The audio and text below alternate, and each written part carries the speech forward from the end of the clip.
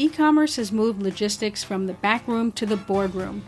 But it's not only e-commerce. A growing range of businesses are looking for ways to optimize deliveries, whether it's to consumers or to other businesses, or even within their own locations.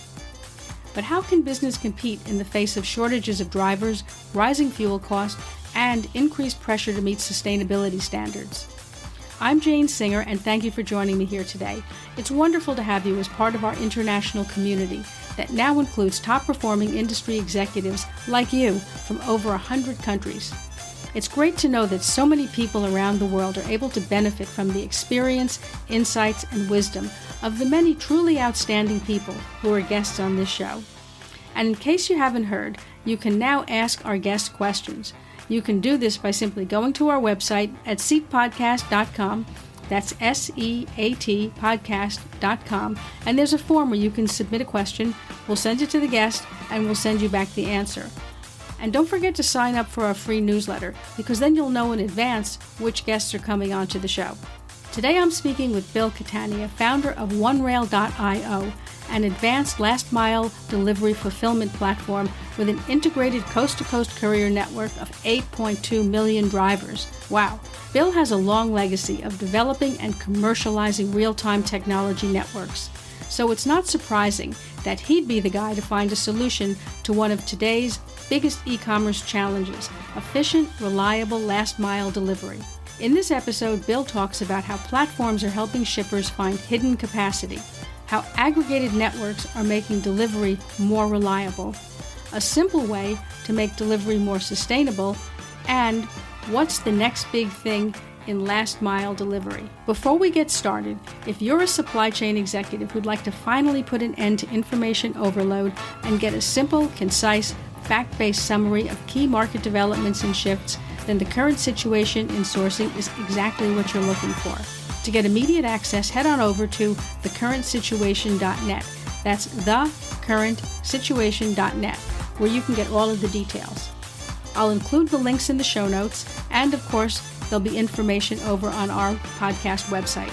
Now let's sit down with Bill and find out how we can solve our delivery problems. I'm just delighted to have you on the show, Bill, because when we look at one of the biggest challenges that's facing people worldwide right now, it's really supply chain, right? And it's the logistics side of things that just seems to not want to go away.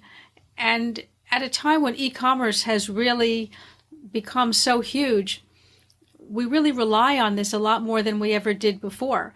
So I'm really excited to be able to sit down with you and be able to get your insights into what you see happening. Thank you. I appreciate that. It's an exciting topic. And, it's funny, you could turn on any news station and not hear about supply chain and logistics forever. And then all of a sudden it's a topic of nightly news and little kids even know about it. So it's crazy. That's so true. I can remember that used to be, right? That was something that you just took for granted. Shipping and anything having to do with logistics, by and large, was the easy part of the business. And suddenly it became the most complicated part. Right. It did. And there's no one answer for how to fix it. Exactly. That's the even more exciting part. Exactly right. I mean, last mile delivery is becoming increasingly challenging for the e-commerce industry because obviously everyone's trying to meet Amazon's standards, right, of this super fast delivery. How can taking a platform approach benefit retailers and sellers? I think you hit on a key topic there. Amazon raised the bar. Right. And literally, less than 1% of shippers have a response to that. Less than 1% have the ability to raise their bar, to at least not even exceed, but meet the level of Amazon. They've done that good of a job. Wow. That's really what we do, is we provide retailers and shippers of all types with Amazon-like capabilities. A platform approach is entirely the only way that you can raise that bar.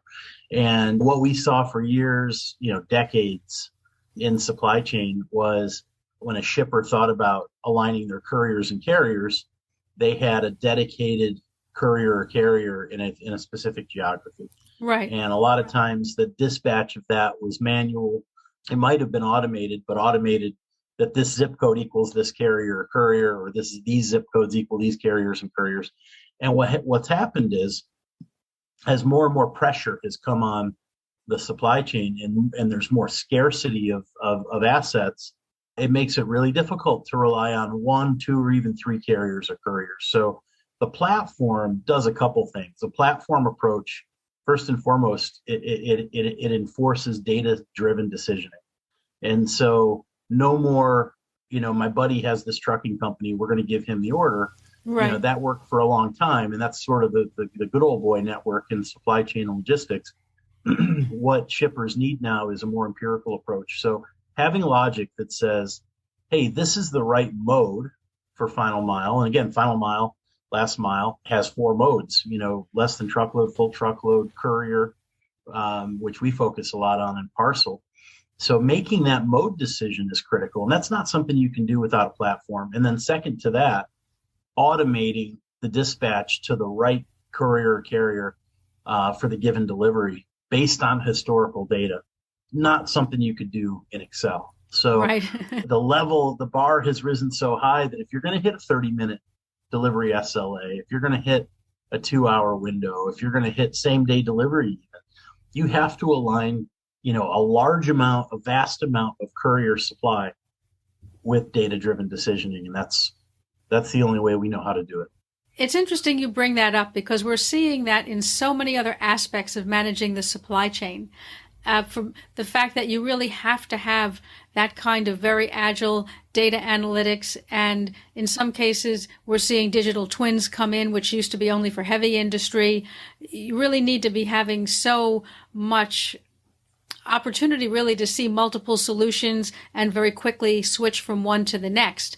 So, that brings me to the next point, and that is, what are the benefits of an aggregated network approach? Yeah, so similar to my last statement, very common, very normal to see a zip code equals a courier or carrier. We call that static supply. Okay. So static supply, meaning it's static, it's not elastic. Right. It doesn't change as demand changes. It doesn't have logic or capacity to do that. Having an aggregated network and sort of crowdsourcing supply allows you to have, I won't use the word unlimited supply, but imagine having 30 or 40 couriers in a given market and networks the size of Uber and Lyft, Postmates, and other national carriers, with Sprinter vans, all the way up through box trucks. Imagine having that redundancy where if Lyft isn't available at that given second, their system will send back a message, and then you can just redispatch it to Uber, and then you can redispatch it to DoorDash. Being able to roll down that list of couriers and have that courier list ranked based on the highest quality to the lowest quality, there's really 2 benefits, right? One benefit is you're going to get your delivery dispatched. It's going to happen. It's going to be a successful delivery, but having the ability also to control quality and cost in that dispatch decision is everything. So that's, the benefit is redundancy, and that's everything when it comes to dependability. Yeah, absolutely. You mentioned speed with Amazon. I would also say, aside from speed, dependability is what Amazon, I think, has done a great job of. Yes. You're pretty darn sure your delivery is going to come from Amazon. It's really remarkable. I mean, honestly, I am always blown away by how fast they can get things to literally anywhere in the world. I mean, even throughout this entire pandemic, when supply chains have been snarled up, somehow Amazon has some kind of superpower that they don't seem to be waiting in the same queues that everybody else is. I'm not quite sure how they do it, but it is remarkable. Well, we know how they do it, and it's really just it's a matter of having, again, having the right software, having the right platform.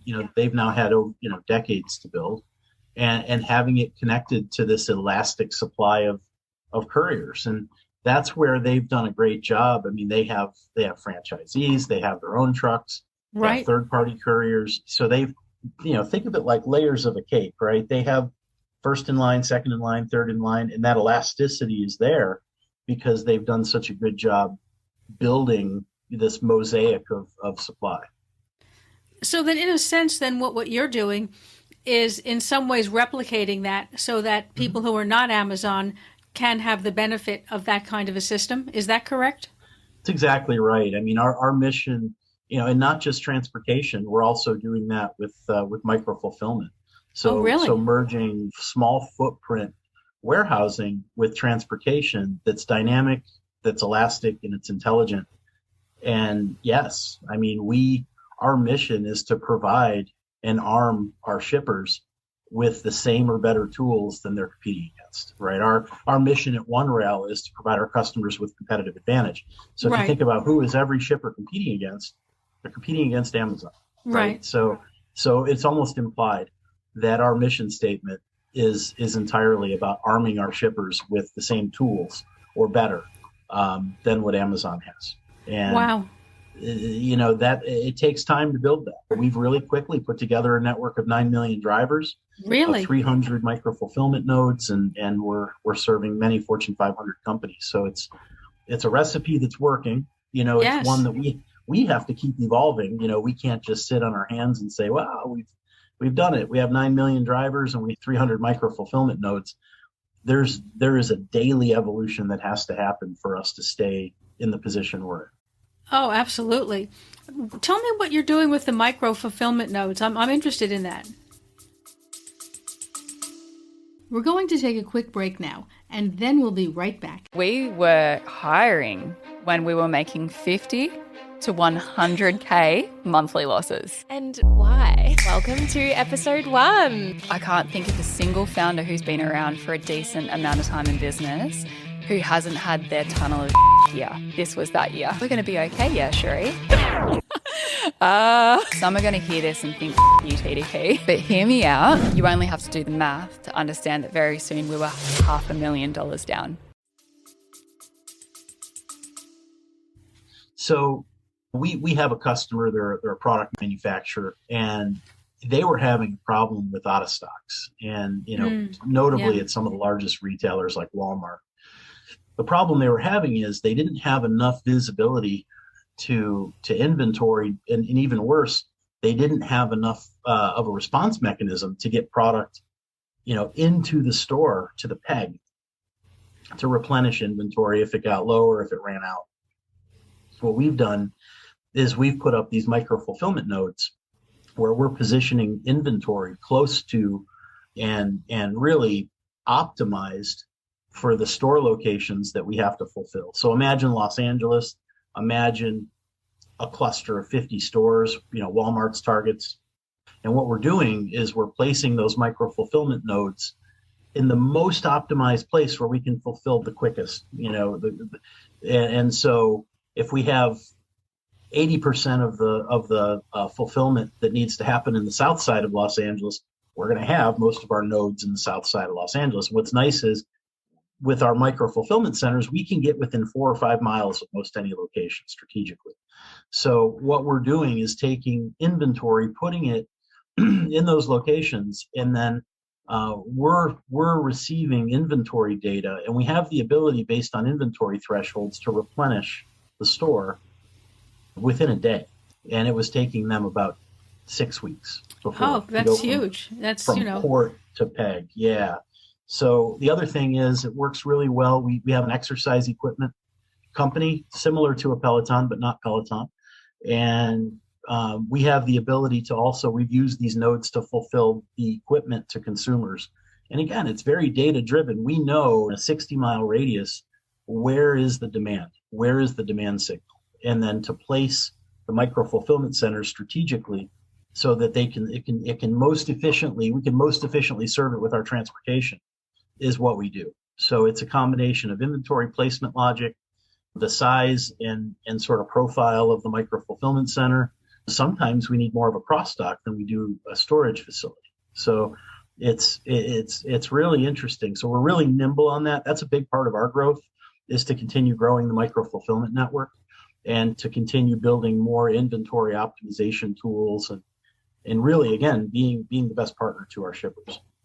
I think that's really what people are looking for, because the complexity, like you're saying, of managing all of this in-house the way a lot of brands and retailers traditionally did is just becoming overwhelming. I mean, if you're not working with a third-party provider, you really do have to have the scale of an Amazon to be able to keep that as an in-house operation. So I can definitely see where what you're doing is dovetailing with a clear and present demand in the industry. That's very, very hard for most companies to manage.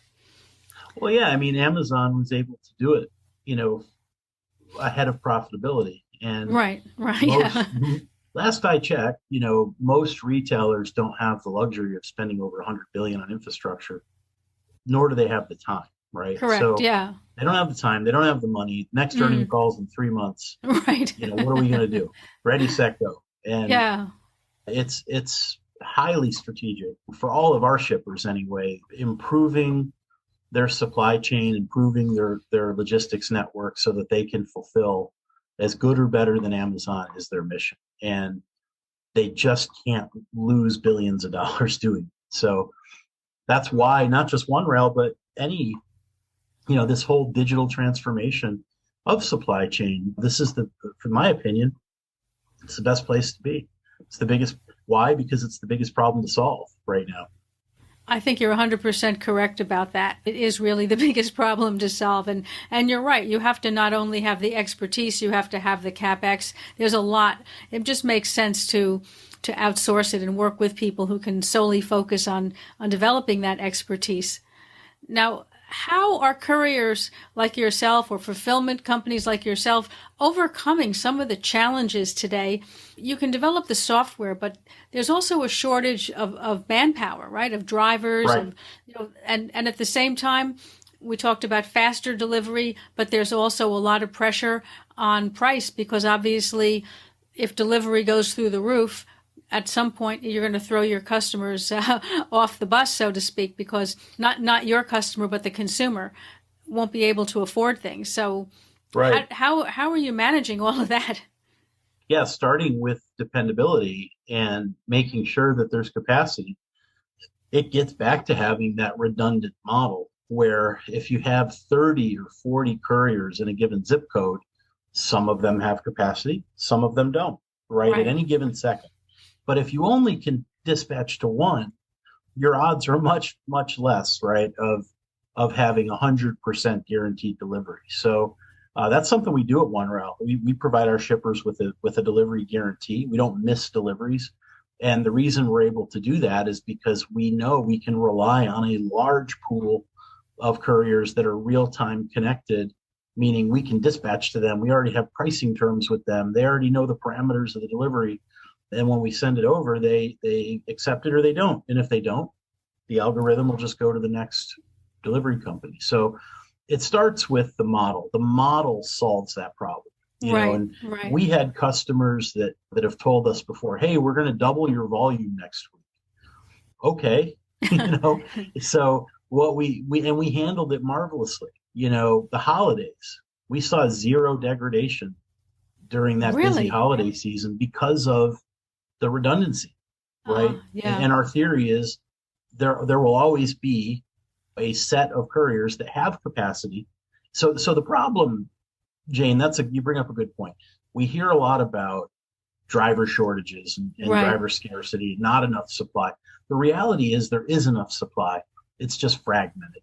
And so at any one time, there's drivers that have a truck that are more than capable of doing a delivery that aren't doing a delivery for some reason. Either they haven't been dispatched one or, imagine an independent operator that has 10 trucks in Phoenix, Arizona. And the Fortune 500 companies are using big name couriers. They don't know about this 10 truck operator. So finding supply by aggregating some of these smaller and regional couriers is just as important as doing it with the larger ones. And so it's putting together this massive pool, that simply can't fail. So think of it as defragmenting, almost like the old days of, I don't do it anymore, defragmenting your computer. Right, I remember that. You could find more space because you crunched all the files into a tighter area that was easier to search, right? That's kind of what we're doing. And then on the side of cost, we definitely, we sit between the courier and the shipper. So the shipper certainly wants to control costs. The courier wants to make as much margin as they can. And the challenge is price of fuel is through the roof. And, right. What we've seen so far is shippers are understanding that. They understand there's going to be a higher cost, but we're not talking about a double or tripling. We're talking about 10, 20, 30% more cost. And that's a lot, but it's something that the world just has to bear. There's nobody that's immune to it. So we haven't seen any of our customers. We have had a couple customers that have issued fuel charges to their customers, but really at the end of the day, a fuel surcharge on a 2-mile delivery isn't all that daunting. That's true.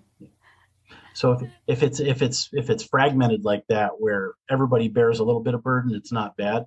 But if the shipper had to bear all the burden, that's certainly not good. So everybody, it's really up to the strategy of the shipper how to handle that. I think you made a very interesting point about the supply of drivers being very fragmented, because that's often the case. Is not that there really is no capacity or there really is no supply. It's just like you said, a lot of that supply is hidden all over the place. And if someone can pull it together, right. and like you said, a lot of it is off the radar, because it is small companies. And if you aggregated them all together, you would have enough. But since nobody's doing that, you sort of have that disconnect, like you're pointing out, between the order and the driver. So I think that's quite interesting that these systems are coming through, like what you're building with OneRail. Yeah. And, there's even other complexities. Like there's a lot of reasons why a small courier can't find their way to a Fortune 500 shipper. But there's things like SOC 2 compliance, around data privacy. That's what we do. We provide that SOC 2 layer, GRP if we're in Europe. And that's what shippers require in 2022. And there's many courier partners we have that have never heard of SOC 2, right? So how are they going to do business with such a large company if they don't even know what the acronym means? So yes. That's part of what we do in being their best partner, is helping them understand, we're going to sort of sit between you and the shipper, but the reality is it's 2022 and the bar has been raised in terms of data security, data privacy, real-time systems. So we really strive to become the best partner to our couriers as well, which means, providing them with demand that they would never have. We manage the exceptions at OneRail. So we manage the complexities with the shopper or at the store level. So we take that cost out of the equation. And we're also their tech partner. We're their, think of us as their integrator to an Advance Auto Parts, which is one of our customers, or American Tire Distributors, or PepsiCo.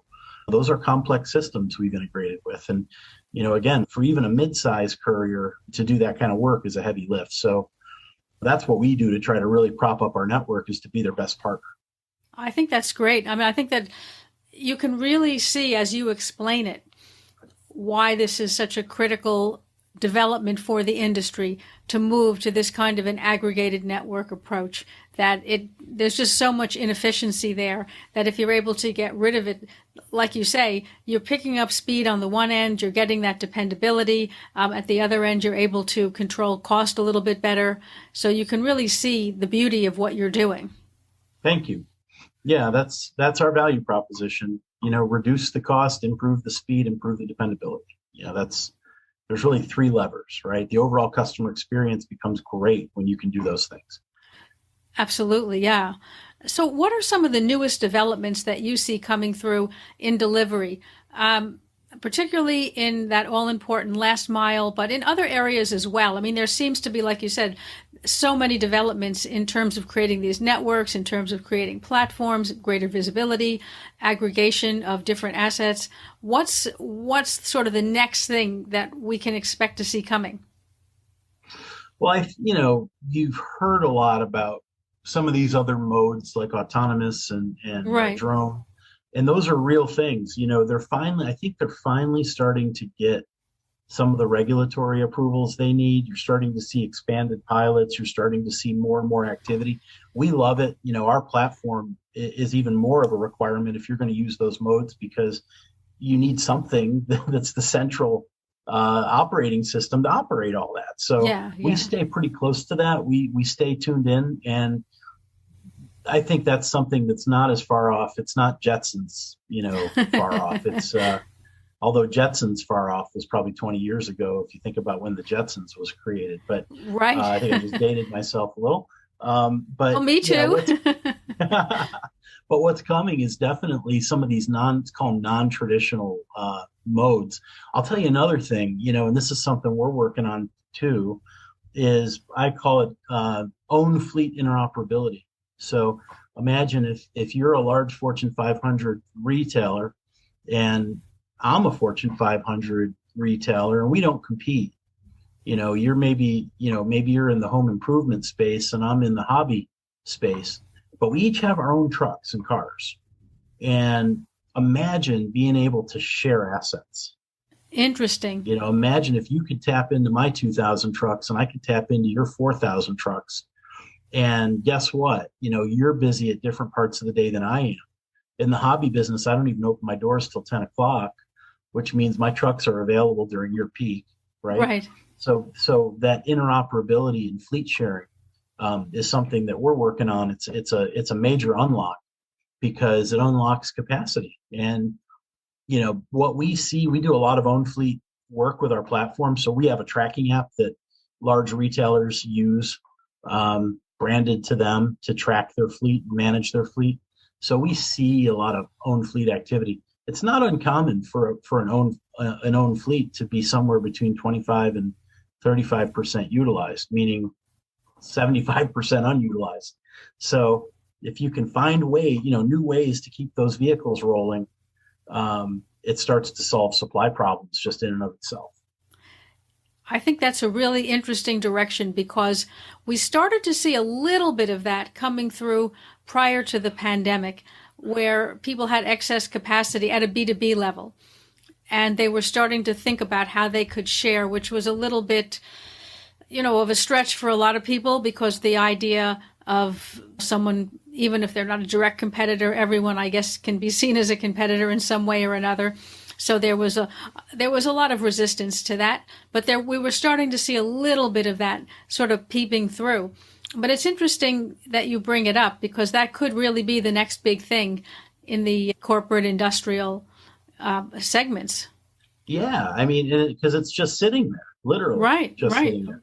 And it requires intelligence. It requires a real-time operating system because you have to understand supply and demand cycles. So you have to understand who has counter-cyclical demand. In other words, my demand is the opposite of your demand. So it makes us very compatible, right? There's a compatibility assessment that you have to do. But that's something that really starts to meaningfully solve this shortage, if you want to call it. I don't believe there's as much of a shortage as a lack of alignment. Right. When you have a fleet, let's just say a fleet with 80,000 trucks in it, and that fleet is only 30% utilized, that's 70% of the time those trucks aren't moving. It's really hard for me to believe there's a supply problem. I think that's a really important point. And I think that it's perhaps too easy to just simply say there's a shortage, rather than to look at it the way you do, which is a bit out of the box and sort of challenge that assumption and say, is it a shortage, or as you're pointing out, is it just a lack of alignment? Right. That's how we think about it. I think our customers are starting to really understand that too. It's every one of them have been receptive to the concept of sharing fleets. Of course, it needs to be non-competitive. And it also, there's other parameters too. If you're in the food business, you probably don't want tires next to the ice cream, right. But at the end of the day, there's a great amount of compatibility that exists. And again, somebody has to orchestrate it, align it, manage it. That's what we do. Well, I think that's huge. I mean, I really think that you're solving an actual problem. I mean, so often we hear about solutions and they sound really interesting, but they're more or less developed as a solution, and then it goes looking for a problem, whereas you've taken something that's actually a problem and you've figured out how to solve it. You took the words right out of my mouth. That's my favorite line. And when it became obvious to me, I didn't come from this space. I've had 3 tech startups. The last one has become sort of the market dominator in the digital coupon space. Totally different industry. Okay. Making it so you can seamlessly redeem coupons by typing in your phone number when you pay or by swiping your shopper card. Totally different business problem, similar approach though. And so I didn't really know a lot about this space. I started off with OneRail. We were a digital courier. We started off as a courier, similar to Dolly, similar to Roadie, Bungie, these sort of on-demand digitally connected couriers, and did that for a few years. And then realized, holy cow, there's a much greater opportunity here, or a problem that needs to be solved. I wouldn't say a greater opportunity, because we need couriers. We need lots of digitally connected couriers. But I realized that wasn't where I was going to make a big impact. There was a lot of companies that were really good already that were doing that. Roadie's really good. Dolly's really good. Freight's really good. They're already solving that problem. So that's when I realized I need to solve a different problem. I need to orchestrate this mess. And one thing that really stood out to me, it was about 2 years in, or a year in, to building what we know as OneRail, the platform. And I started realizing I think I might have built something that's like a TMS. It's not a TMS, but it's similar to a TMS. And then it hit me. I've never even seen a TMS. Like, here I'm building all this stuff. And that's when it hit me. We really we went towards a problem and solved the problem. And if you do that, the solution just works, right? Yes. It becomes what it's supposed to be. Yeah, I've seen a lot of tech startups, build some elaborate spaceship contraption of a platform, and it's not usable. It doesn't solve the problem. So I appreciate you saying that, because to me, that's the most important thing, is that we're solving real problems. Otherwise, what am I doing with my time, my investors' money? It doesn't work. Absolutely. Now, we're looking at speed, we're looking at price, we're looking at so many different things, but there's the elephant in the room, so to speak, is sustainability, because there's so much pressure to be more sustainable. And yet, in a sense, you could say that e-commerce, and especially faster deliveries, flies in the face of trying to reduce carbon emissions, because you have so many more trucks on the road and so many more trips. How are you coping with that? Yeah, so for OneRail, that's actually a big part of our roadmap. We're already sort of doing it, but we're not documenting it. Okay. So I'll give you an example. We have a customer, 2 customers that have asked OneRail to dispatch deliveries first to electric vehicles. Interesting. And then second to low carbon, and then third to more traditional vehicles. So our platform, think of it as a rules engine. You put rules in it and it executes against those rules. So our algorithm can indeed prioritize dispatch to carbon efficient and electric vehicles. Okay. So that's something we do. Another thing, a problem we solve that's a sustainability problem. When we came in, we started working with a large home improvement center, and they were dispatching a lot of deliveries using a larger vehicle than they needed to, a Sprinter van to deliver a 5-pound package. Oh, really? And so what our platform is doing is, when we get that order data in from the ERP or the e-com engine, wherever we're getting it, we're sizing the cube and weight of the delivery. And then we're right sizing it to the right fleet that has a Prius. So now we're going to dispatch a 5-pound box to a Prius, not a Sprinter van. So that's another example of that efficiency. And the third is optimization. Our platform, let's say we're doing deliveries for a retailer that has made a same-day delivery promise to their customers. Well, we don't have to dispatch those deliveries as they come in. We can hold until 2 or 3 o'clock, and then batch them into a big route, in a very, very fuel efficient route. So at the end of the day, what we're doing, it's intelligent dispatch to fuel efficient vehicles, carbon friendly vehicles, but then it's also, how are we reducing miles and eliminating miles that don't need to be driven? And how are we minimizing the sort of the cost per gallon or cost per mile by downsizing deliveries to the right size vehicle? So there's a lot. I mean, we're doing the work. That's the part that's interesting. We're doing all those things in production right now. We're just not providing any type of carbon efficiency report. So that's part of our roadmap, is to provide a sustainability report to our customers. Right. Yeah, I think that's going to become increasingly important because companies are under pressure to prove that they're not just talking about being more sustainable, right? There's a lot of new legislation coming in and all different kinds of things that are really tightening the screws, so to speak, on being more sustainable and actually proving that. So I think it's interesting that you're working on that in a way that's practical, because oftentimes I don't blame companies. It's just difficult to find ways to do this that's practical. I mean, you do have to run the business at the same time, and it's not always easy to manage everything and to get all of that achieved on the timeline that has been sometimes set. Absolutely, and boards have directives around sustainability, so operators are looking for ways to execute it, and our job is to give them the tool set to execute it. The other side of that too, Jane, is the consumer. There's a lot of consumers when they're in that checkout process. Imagine being able to see, if you're super carbon conscious, right? Imagine having options that told you what the carbon impact was of your option. So if you want a 30-minute delivery, maybe it's actually the least environmentally friendly, least sustainable. But if you're willing to wait a day, we can route the whole thing. It's going to have a third of the impact. So that's something we're also looking at, is how do we bring that data forward so that our shippers can present to their customers various sustainability options, if you will. Very interesting. I think that's going to be also very, very important for people. Well, Bill, you've shared so many interesting things. I've learned a tremendous amount, and I think it's fabulous what you're doing with One Rail and how you're able to squeeze more out of the existing capacity rather than forcing people to continually build more capacity. I think that's really, really important. How can people connect with you? I think a lot of people are going to want to reach out. Where can they find you?